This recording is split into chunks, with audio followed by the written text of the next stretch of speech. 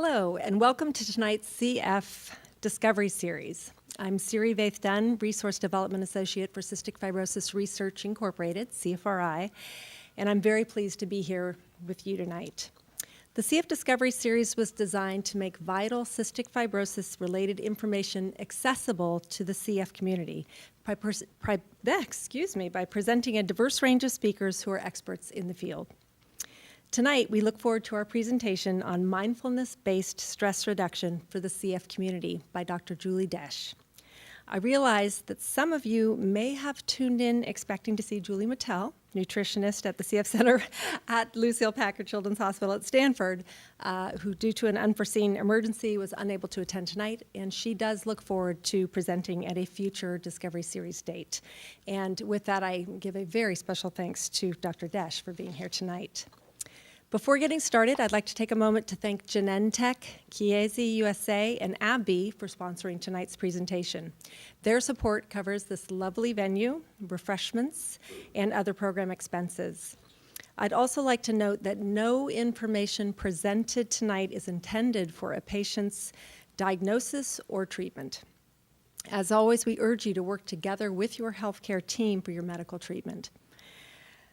Tonight's program, live from the Crowne Plaza Cabana Hotel in Palo Alto, is being produced by your CFRIlive team, David Suhu and Scott Wakefield, plus Mary Convento, who's tracking questions from our online participants. I encourage you to ask questions, whether you're here in the audience or part of our online community. To those of you who are unable to join us tonight in person, we are so glad that you can join us through CFRIlive. And if you'd like to ask any questions, you would need to click in the chat box on your screen and type in your questions, and they will be transmitted in real time. So let's get started. Tonight's topic is of vital importance for those with cystic fibrosis. While the physical implications of the disease are well recognized and treated, for optimal wellness, the mental health of those with CF must also be acknowledged and supported. So it is my pleasure to welcome Dr. Julie Desch. As an adult woman with cystic fibrosis, Dr. Desch, Julie, has both a personal and professional understanding of the issues faced by those living with CF.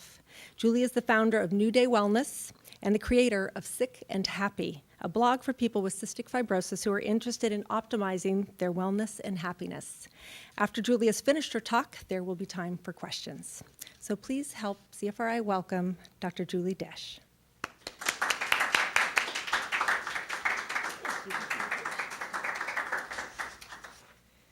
Thank you, Siri, and I'm very, very excited to be here, and I'm sorry that I'm not Julie Mattel, but at least I'm Julie. I have to just say right off the bat, it's very weird for me not to be talking about exercise. This is the first time I've given a talk that isn't about exercise since my pathology days, so that's a long time ago. I want to talk about a program called Mindfulness-Based Stress Reduction. And let me just start up by giving a brief sort of history of why I am interested in this. When I was in my mid-30s, so 20 years ago, I took my first class in MBSR. And it was when I was just starting, oddly enough, I didn't really start having a lot of medical issues with CF pulmonary problems until then. So I was working at Kaiser, my first job as an adult.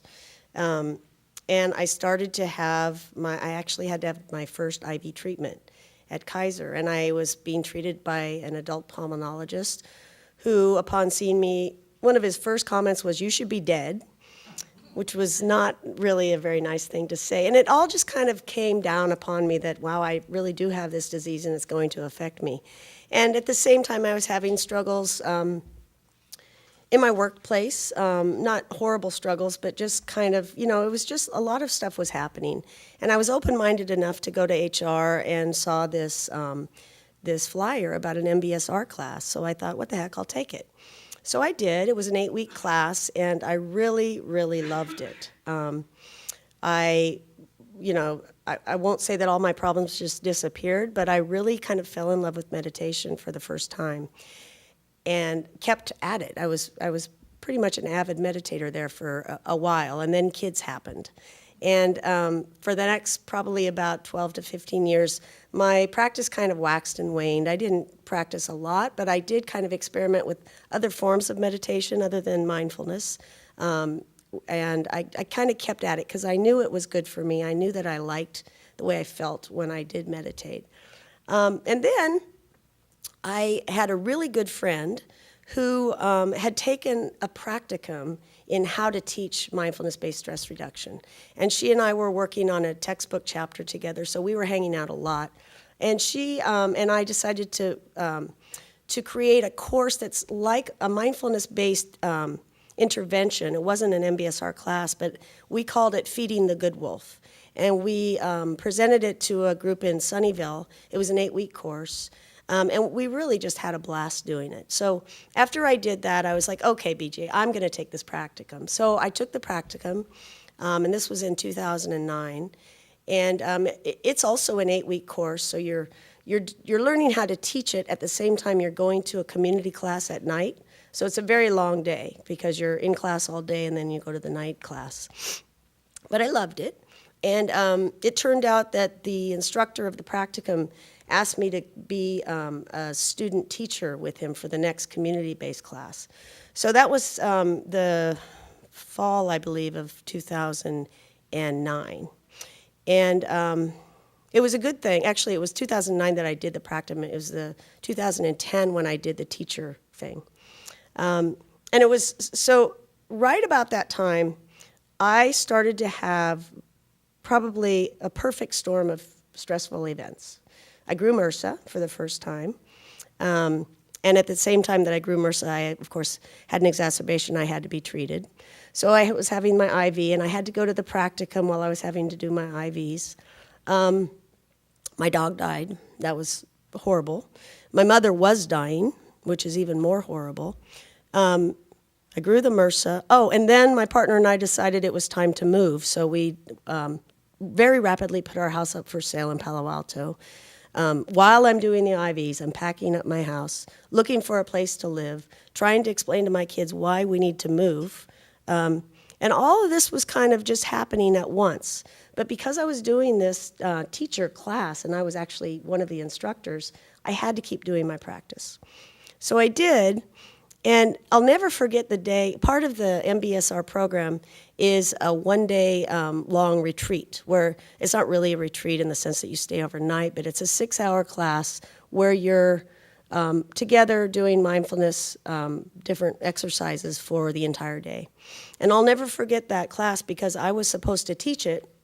I was also hanging my IVs, and Barb, my partner, was at home selling half my stuff in a garage sale. So it was like, it was a perfect storm. It was like my personal tsunami of stressful events.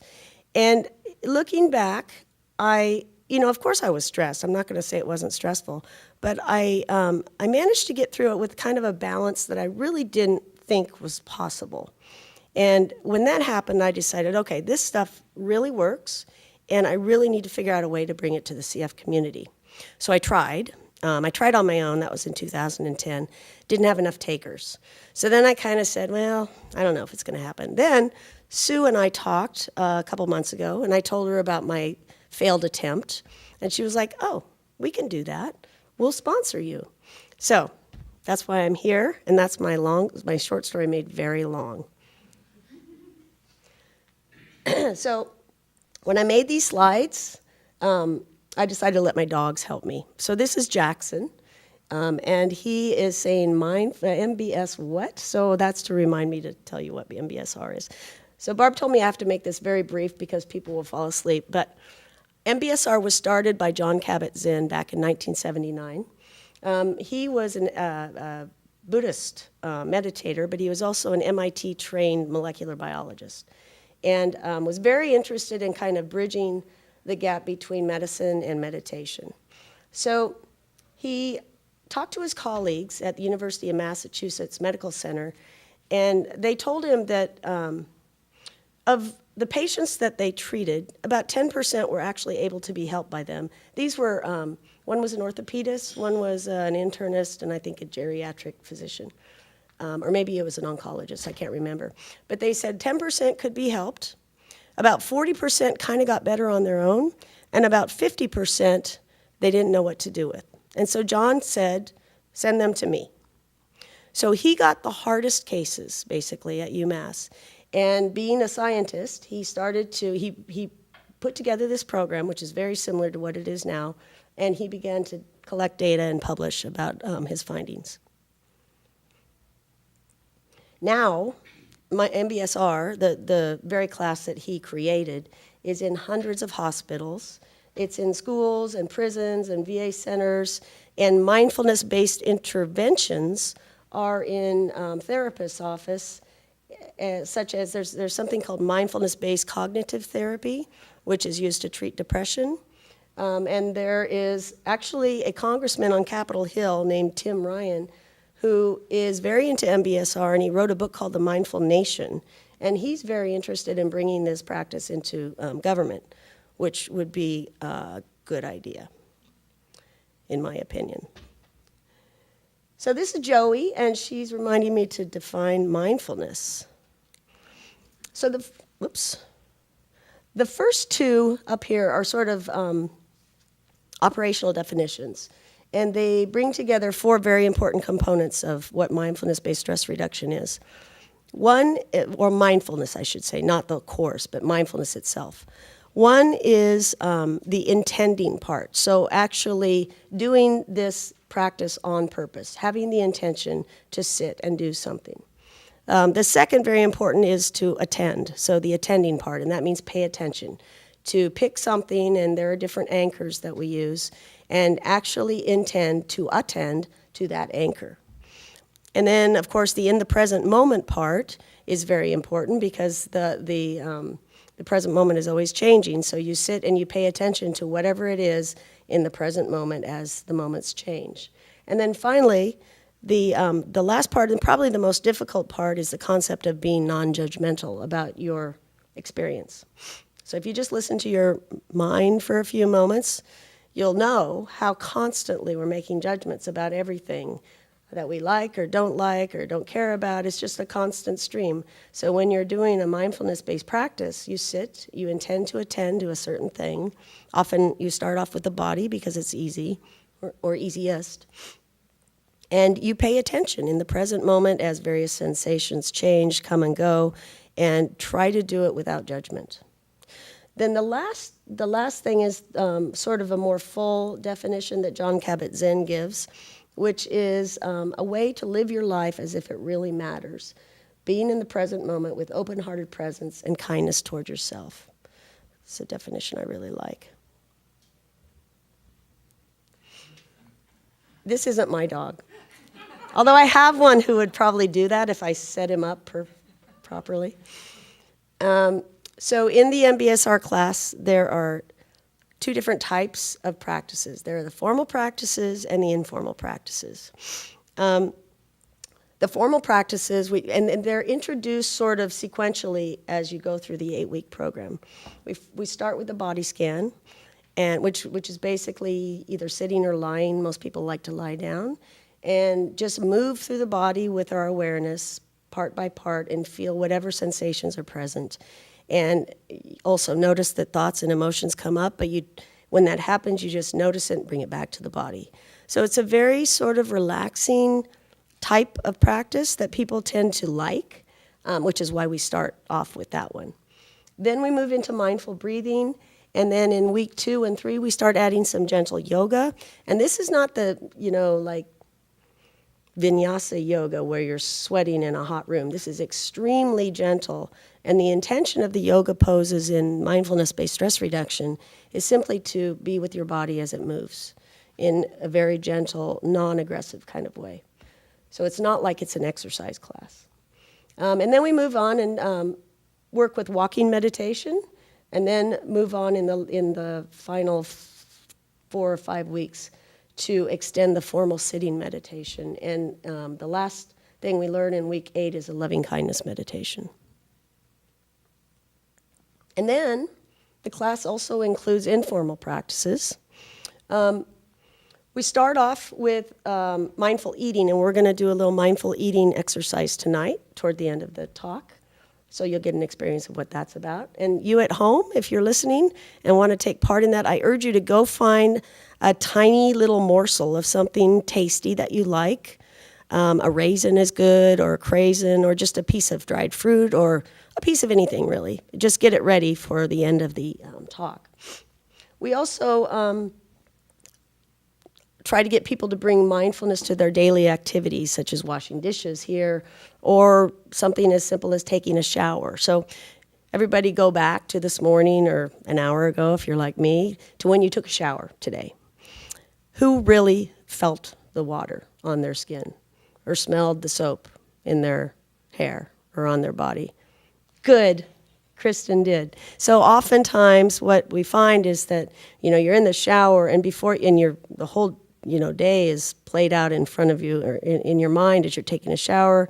You're at work already, or you're, having a conversation again that you had yesterday, and you kind of go through the whole process without even knowing really that you're in the shower. So we bring things like that, exercises like that, to the participants of the class. In addition, we do exercises that help people bring awareness to either their positive or negative emotions throughout the days and weeks, and get a sense of how they are often in sort of reactive mode to whatever happens to them without really a lot of thinking about it, where, something just happens, you're in traffic on the road, and you're clenching your steering wheel, and it's just like an automatic reaction. So we have people kind of take note of like a negative event that happened, and what was the situation, what was the reaction, how did you feel? So people kind of, over time, get in touch with these automatic reactions that they tend to have, and that getting in touch with it sort of creates a little bit of a space between what happens and how we react to what happens. And that brings up, a quote, which didn't really translate very well to PowerPoint from Keynote. And it's by Viktor Frankl, who was, you probably all know, why can't I think of the word? No, he was in a concentration camp, during World War II. He was in a concentration camp and was being treated horribly by the Nazis. But he managed to live through it, and when he got out, he wrote this book called, Man's Search for Meaning. And this is a very famous quote from that book, and it's basically, between the stimulus and a response is a space, and in that space lies our power to choose. And in that space is our freedom. So basically, that's what that quote said on my keynote presentation. Okay, so the class structure in an in-person class is very different from what I'm going to try to do with the CF community because of cross-infection issues, obviously. So this is going to be online. It's an 8-week course. You meet once a week for 2 hours.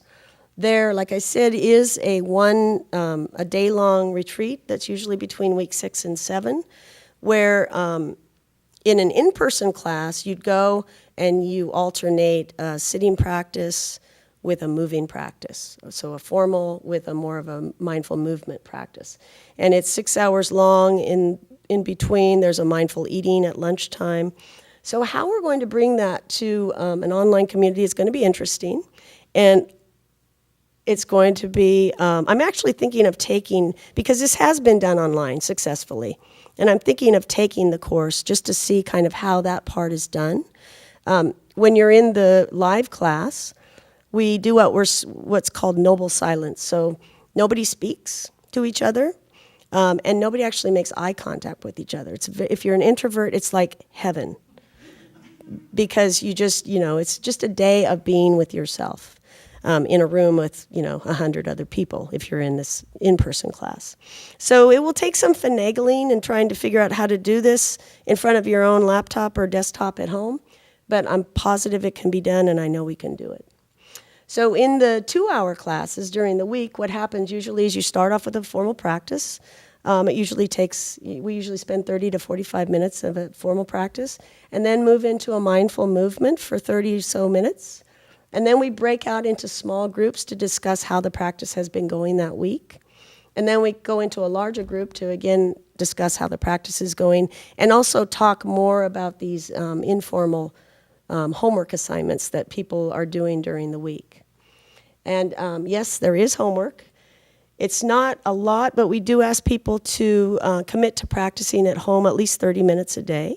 And the practice actually changes through the week, through the weeks. So at first it'll be the body scan, and then we'll move into the yoga, and then alternating body scan with yoga, and then we'll add some sitting. So basically it's a commitment of 30 minutes a day, and then doing the additional informal practices that we talk about. So Iggy and I know that this is a group that is into research. So we're going to talk about a little bit about the research that has been done with this technique. So it's been, like I said, started in '79. It's been 35 years, really. And so there's over 30 years of research. If you do a PubMed search right now and type in MBSR, or mindfulness-based stress reduction, you get 403 papers. That's quite a bit. If you just type in mindfulness, you get like 2,000 something. So it's clearly kind of a hot topic right now. And I honestly think that's, well, it's a lot of reasons. But one thing is that you've probably heard of the term neuroplasticity. It's a really sort of interesting neuroscientific topic these days. Basically what it is the knowledge that our brains literally change with experience. So back when I was in medical school, we were taught that, you had a certain amount of neurons, and by age 2, you were done developing, and it was all downhill from there, right? So that's not true. Basically, the brain keeps developing, keeps making new formations throughout the lifespan. So, and that's termed neuroplasticity. So the idea that doing this meditation is actually making physical changes in the brain is what's so interesting right now.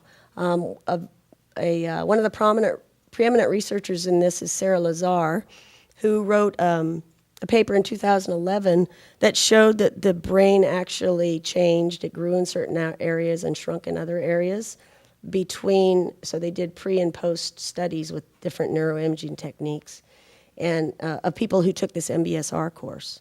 And she showed that participants had brain changes associated with changes in gray matter concentration in the regions involved in learning and memory. So that's important to those of us here, right? Emotion regulation, self-referential processing, and perspective taking. What I thought was really amazing by this paper and several others is that the parts of the brain that respond the most to stress, so that's mostly the amygdala, which is a little part of the brain on either. It's deep down within the brain, and it has to do with emotion regulation, usually negative emotion regulation, fear, stress. The amygdala in these people who did the MBSR class shrunk from before to after the class. And this was in comparison to controls who did not take the class. They were put on a waiting list. So, I thought that was just incredibly amazing, and so does everybody else, which is why the research is so hot right now. So if you think about that for a minute, you can basically train your mind to change the structure of your brain. It's a little bit like lifting weights. So maybe this is an exercise talk after all, where you do repetitions and your muscles get bigger and bigger and bigger. So if you do this repetition of bringing your attention back every time it wanders, and it wanders thousands of times a session easily, you bring it back over and over and over, and you build your ability to maintain attention, which builds your ability to maintain equanimity and decreases your stress. The hippocampus, which is involved in memory, thickens in the people who take this class. So that's interesting because as we age, memory kind of goes, and as I've demonstrated. And if you do this mindfulness-based stress reduction, you can actually grow your hippocampus. And also gray matter thickness and folding, so just the cortex, is also increasing. And this was noticed especially in older practitioners. One study that I found incredibly interesting, I just read about a couple days ago, was that they took a group of trained meditators. So these aren't newbies. These are people who had been meditating for years. And they did a day-long meditation with them.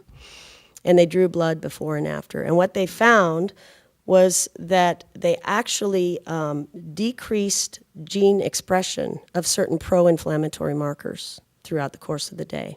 And that decrease correlated positively with their ability to, so this was very diabolical, but they told these people that, okay, at the end of the day, you're going to meditate all day. At the end of the day, you're going to give a presentation while being videotaped. And at the end of that presentation, you're going to have to do some mathematical calculations, right? So they meditated all day, and they actually did. They had, they got these people up and they made them do the mathematical calculations. And so the better they did in their mathematical calculations correlated with the amount of pro-inflammatory marker decrease. So actually meditation can change gene expression, which is amazing. Another really interesting study, and they did this in parents of kids with chronic illness, so I thought that was very apropos for this group, was they looked at telomere length. So telomeres are little caps on the end of the chromosomes. And as we get older and have to replicate those chromosomes over and over and over again, the telomeres shrink. And that's regulated by an enzyme called telomerase. So what they found is that in these chronically stressed parents of kids with illness who took this course, the telomere shrinkage reduced. So it's, as I read more and more about this, I just realize how important it is, not just for those of us with chronic illness, but for our loved ones as well. Mindfulness and physical health. I told you about the pro-inflammatory markers. There's another study that where they had people in the MBSR class get a flu shot after the class and compared to people who did not do the class. And their response to the flu vaccination was markedly increased. So there's something about immune function that is stimulated, and it probably has to do with lowering stress levels. Also, blood pressure can be affected in a positive way, and so can cortisol levels. So cortisol is the hormone that is a stress hormone. It's high in people who are chronically stressed. Mindfulness-based stress reduction can reduce cortisol levels. In terms of emotional health, and this is where the rubber meets the road with this patient population, there are countless studies that show that MBSR reduces anxiety and depression. It also reduces emotional reactivity.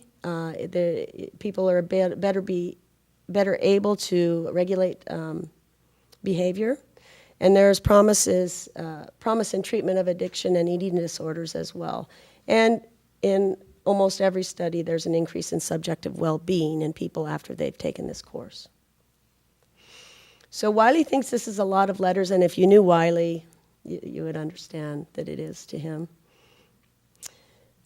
Why do I think it's important for this group of patients? And this is from, a few years ago. I wasn't on IVs. This was just a normal day in the life of a person with CF. And the truth is, it gets crazy. It gets crazy busy with taking care of your health, with your family, if you work, whatever you do. How could I possibly add a 30-minute meditation to my day? Explain that to me. So I want you just to go back and think about my personal tsunami of stressful events and how, I'm not sure it could get worse than that for me, but because I was doing this regular practice, I really was able to get through it with more balance and even a touch of tranquility now and then, very small touch. So it can happen. It can be very, very beneficial in dealing with the stressors of living with a chronic illness. So I want to talk about depression a minute because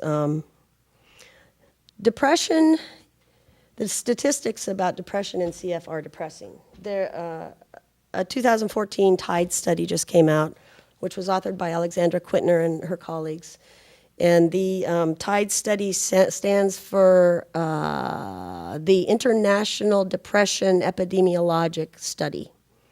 So they were looking, it's over something like 9 countries, 150 centers, over 4,000 patients with CF, and over 6,000 parents of kids with CF. So it's a big sample. And what they found in their study is that of the adolescents that was sampled, 10% had depression. 19% of adults had depression. 37% of mothers and 31% of fathers. So this is 2 to 3 times the standard for people without illness. It's huge. And the statistics, well, I'll get to that in a minute. The impact of this depression for people with CF, there's definitely a negative effect on treatment adherence. If you're depressed, you don't give a crap, so why would you do your treatments? Why would you go out and exercise? Why would you do all the things you're going to do? So there's definitely effect on treatment adherence. There's also impaired family function, and there's decreased health-related quality of life on the surveys they took. Depression in the general population has these other effects. It impacts sleep, it impacts appetite, energy, and weakens the immune system. So there's no reason to think that wouldn't also happen in CF, and none of those things are anything we need. The statistics in the TIDE study were even worse for anxiety. So 22% of adolescents, 32% of adults, 48% of mothers, and 36% of fathers scored high on the anxiety scores. Anxiety is horrible. I mean, you get paralyzed with fear. And when you're paralyzed, you can't do things like your treatments and the things that you have to do. So these are scary statistics, and that's why I think a program like this is very important to think about at this time. Not to denigrate the TIDE study, because we do need to know what the statistics are, and they did a great job in teasing that out. We do need better screening tools for finding people with anxiety and depression, and they're doing that. But we also need solutions. And that's what I'm proposing we think about doing, other than just putting, the 10 to 20% of patients with depression and anxiety on another medication, which will come with its side effects and its drug-drug interactions. Perhaps we can start with something a little cheaper and try something like this program or others like it to deal with this very prevalent and scary problem in CF. So this is the 5th and last of my dogs. And we're going to do a quick, well, it won't be quick, but we're going to do a mindful eating exercise. So Siri's going to pass out a little craisin to everybody. And I'll wait until she gets done. Now, like I said, at home, if you're out there, please run to your kitchen and just get something, a little morsel of something, so that you can join us.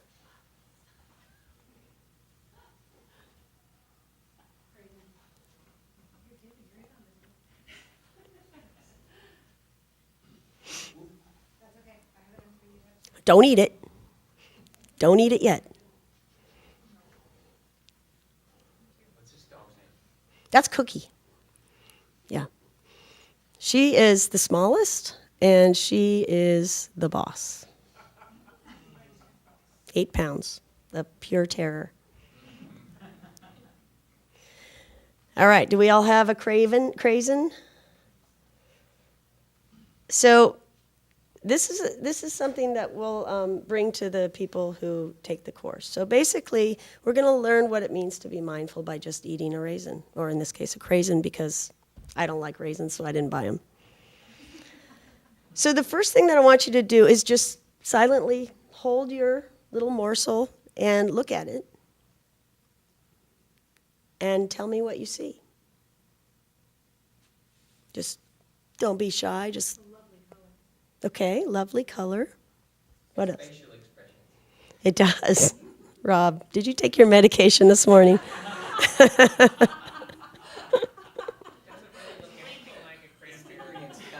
It doesn't look like a cranberry. That's just wrinkled.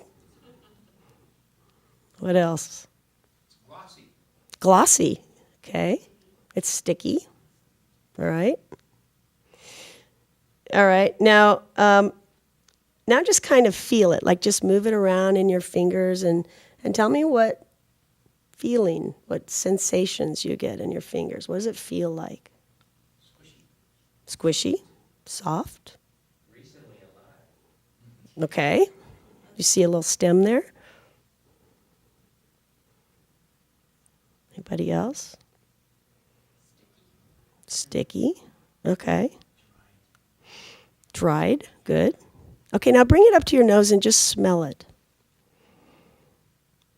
What do you smell? Sweet and sour. Okay. Sweet. Thanksgiving. Ah, Thanksgiving. So memories are coming up.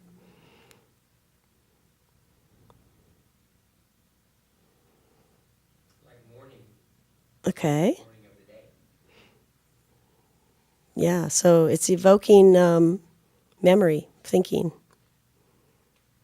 How about just bringing it up to your ear? It may seem a little silly, but if you move it around a little bit, Rob, I don't know about you, but move it around a little bit and see what you hear.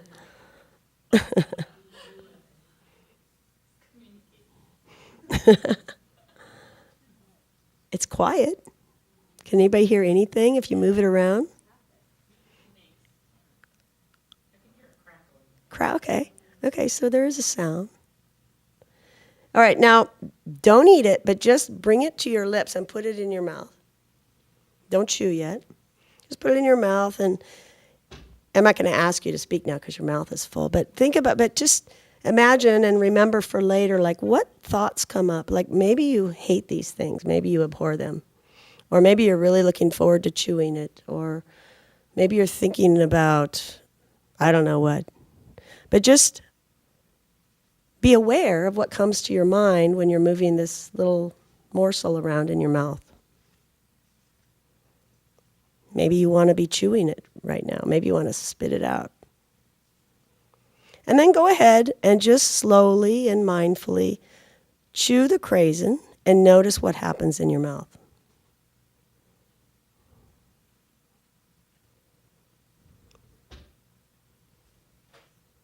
Notice maybe if the saliva is raining down in the back of your mouth. Notice if you have a desire to swallow. And if you do have a desire to swallow, go ahead and swallow and just notice that, what it's like.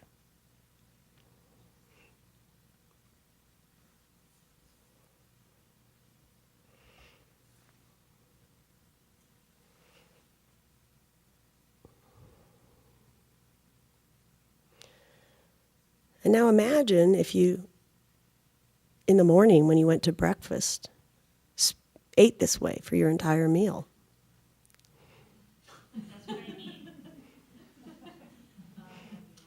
It would be wonderful, wouldn't it? So it really is a way of being. And this is just a very kind of silly demonstration, but it's one that Jon Kabat-Zinn originated, and people have been doing it for 35 years, the raisin eating exercise, a mindful raisin eating. So what thoughts came to your mind when you put the raisin in your mouth? It was a stronger flavor than I expected. Okay. Stronger flavor. Texture seemed different than I was. Okay. So your tongue discerned a different type of feeling than your hands did. Good. Anything else? It sort of came alive again. It did. Okay. Felt like my whole mouth came alive. Yeah, yeah. Did anybody else have like a rain shower of saliva happening with that first bite? I know, right. And here's the bizarre thing. That happens every single time we eat, but we don't notice it. We just usually, you're like mindlessly just grabbing the next whatever before you've even chewed what's in your mouth, right? So it's just a very interesting demonstration, I think, of what mindfulness is all about.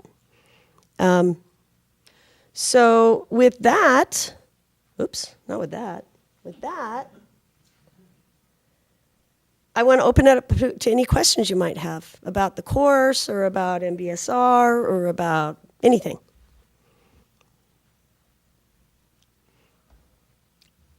At what cost will the course be offered? That's a good question. So when I tried to do this on my own, that was what I ran into, because I didn't want to be paid for it. But the course is going to be hosted by a site called eMindful, and they have overhead costs. So So that was the problem, is because people weren't willing to pay what their overhead cost was. But now CFRI is sponsoring this, and Sue's writing a grant. And the hope is that we'll be able to provide this at a very, very, very low cost. We don't want to give it for free, because usually when people get things for free, they don't take them seriously. So I do want there to be a small investment, and I think it's going to be around $50, something very, very minor. Yes? Are you taking it together with everyone at the same time, or is it just individually as one? So we're going to, oh yeah, why don't you repeat that? Do you take the course individually, or will everyone taking it be taking it at the same time? We're going to do it because part of the perfection of this class is the group aspect. So we're going to be doing it as a group, hopefully getting about 20 people per time. And the idea is to run it once, get the kinks out, run it again, and maybe in the summer. So we're going to try to start this spring, run it again in the summer, and hopefully offer it 3 or 4 times a year. But yeah, it's definitely the group interaction, the group dynamic is what is so great about this class, because people learn from each other. And they also sort of make friends. And they come back because they want to find out what, the 2 people they broke out with in a small group the week before, what happened to them. So it's a really important part of the course. So we're going to try to maintain that. We missed the first part. So is this going to be an evening event, weekend, or when is going to happen? Sue and I are kind of thinking about that, because this is going to be online, right? So we'll get people from the East Coast and, central area. And so we're going to have to figure out a way to do that. We thought perhaps what we'll try the first time is to do it on a weekend, and we're thinking Sunday mornings, because that's kind of a downtime. Because if we did it at, say, 6 o'clock on the West Coast so that people could get home from work, that's way too late for people on the East Coast. This is a 2-hour class. So I think weekends are probably going to be the best bet. And probably Sunday morning is what we'll start out with, and then we'll go from there and see how that works. How long is each meeting? Each week it will be a 2-hour class. So we'll, say we start at 9 o'clock on the West Coast. So it'll go from 9 to 11. That's the rough idea. And with this group, obviously the issues that you discussed, they're impacting people who have CF, but also the caregivers. Correct. So when you're recruiting for participation, it's open to both people with CF as well as caregivers? And if so, do you see that as changing the dynamic? That's a great question. I think what we need to do at first is open it to patients, people with CF. And I also think that there should, I have big ideas, of course, and we need more teachers, but there, I think, would be a great opportunity for parents as well, and then also for medical caregivers. And I've spoken with John Mark about this a little bit at Stanford, and he's kind of excited about that idea as well. But I do think we need to separate those populations. Why not moms? They were the most stressed. Oh yeah, that's what I mean. The caregivers, yeah, definitely moms and dads.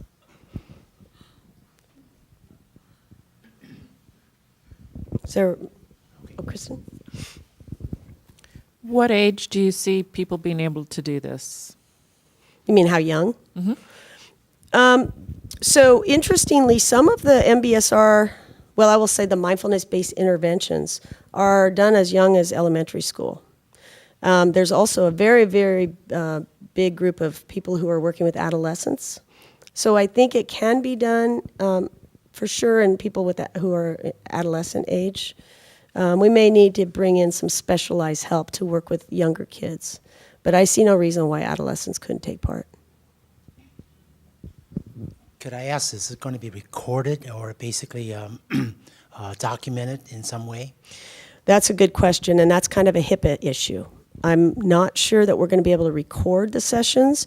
Well, probably what will happen, we'll be able to record the sessions for people who can't attend, but they certainly won't be available to the general CFRI public, only to those people who are registered. And you said, I mean, it's kind of a new model doing it online versus in person, but you said other people are doing it? And if so, Right. are they other groups that have medical issues, or is it a distance issue? What has been the trigger for these other online groups? There is a guy named Steve Flowers who lives up, I think, in Chico, and he has been doing this online for a number of years and works very closely with the people at eMindful.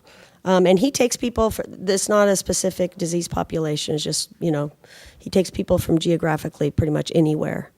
To my knowledge, there's not another online course for specific disease populations, so this would kind of be a new gig.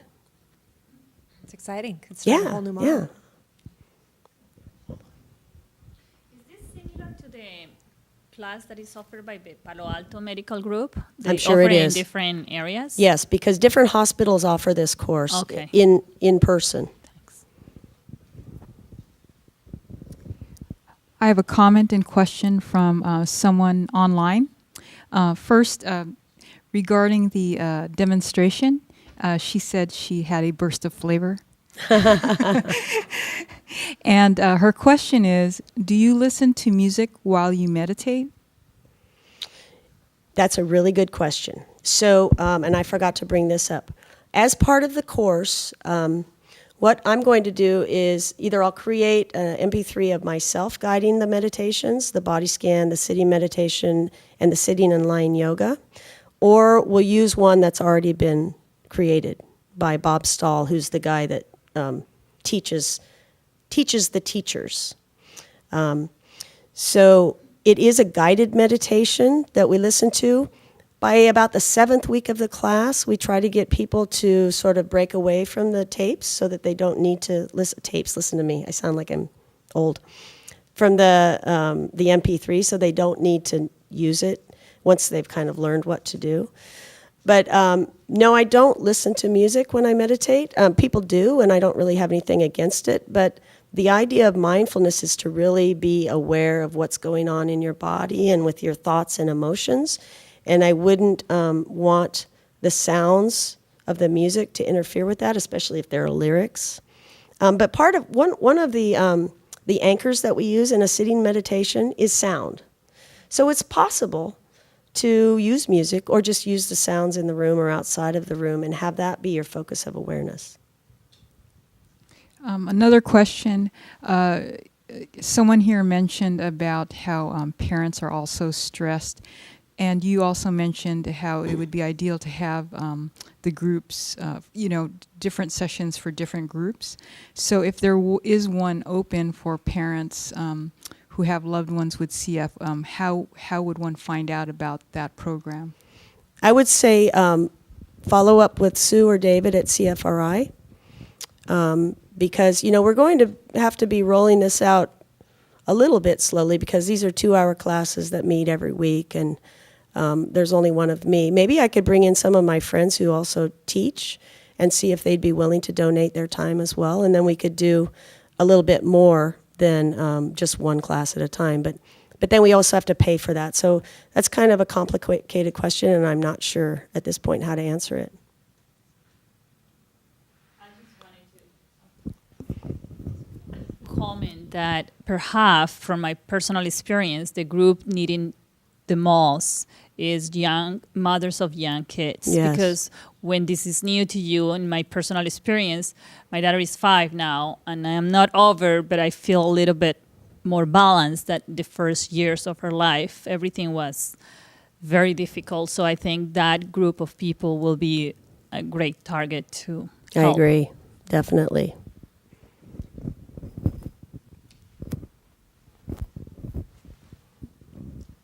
Anyone else? No? All right. Thank you very much.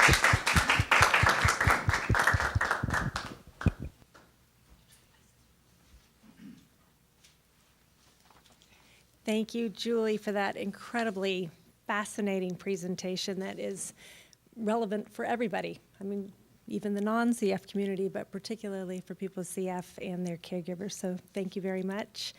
And I really hope this inspires others to explore mindfulness-based stress reduction. So once again, thank you all for being here tonight for our CF Discovery series.